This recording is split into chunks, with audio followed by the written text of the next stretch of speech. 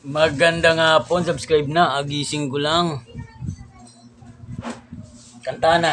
Patunganga, nung bigla kitang nakita, pagkalipas ng mahabang panahon. High school pa tayo nung una kang nakilala, at tandang-tanda ko pa, noon pa may sobrang lupit mo na.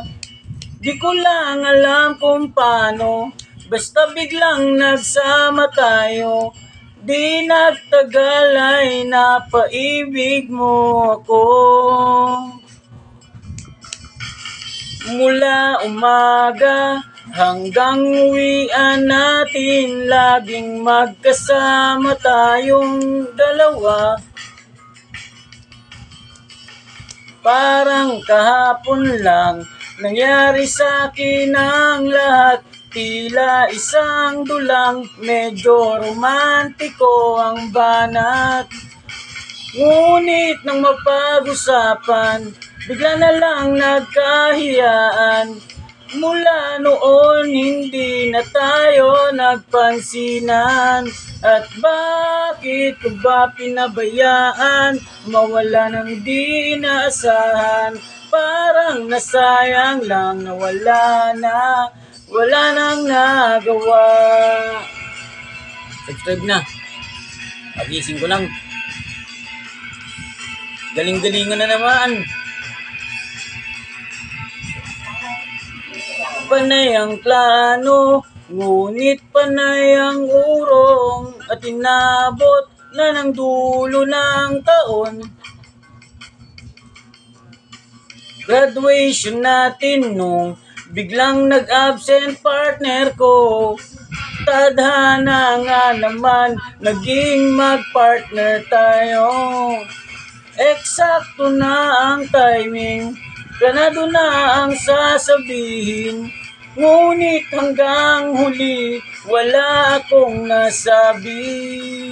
At bakit pa ba pinabayaan, nawala ng hindi inaasahan? Parang nasayang lang na wala nang nagawa.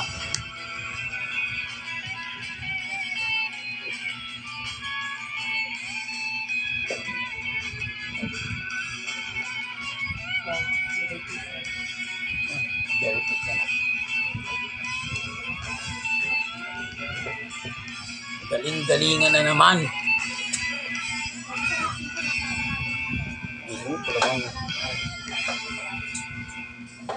Napatunganga nung bigla kitang nakita, pagkalipas ng mahabang panahon. Sobrang alam ko na ang aking sasabihin, at ako'y napailing sa ganda ng ngiti mo sa'kin. At nang ikaw ay nilapitan, bigla na lang napaligiran ng iyong mga anak mula sa pangit mong asawa.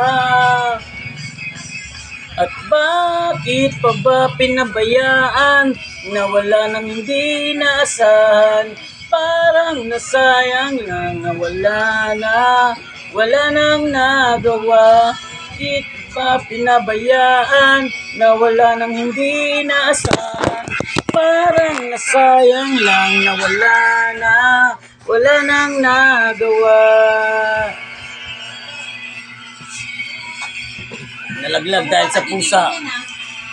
Dahil sa pusa. Wala nang nagawa. Wala nang nagawa.